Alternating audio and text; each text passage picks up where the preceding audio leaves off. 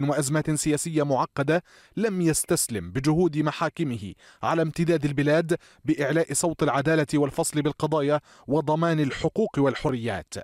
وهي الرسالة التي يؤكد خبراء القانون حفاظ رئيس مجلس القضاء الأعلى عليها من خلال تعزيز دور القضاء في دعم الدولة بعدم خضوعها للنفوذ والمصالح السياسية. رئيس مجلس القضاء الأعلى جدد التأكيد على أهمية استقلال القضاء في حيادية القرارات القضائية التي تصدر عن مجلسه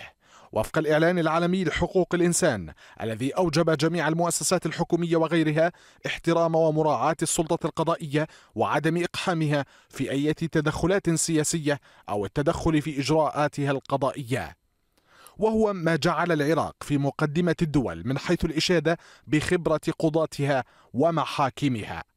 وعرج رئيس مجلس القضاء الأعلى على دور الإعلام الوطني في نشر الوعي القانوني، وقناة التغيير الفضائية التي تضع أهمية دور السلطة القضائية ضمن نهجها التحريري لإيمانها بأن نجاح الدولة لا يكون بمنأى عن القضاء بل بالارتكاز عليه لما فيه مصلحة للوطن والمواطن العراقي،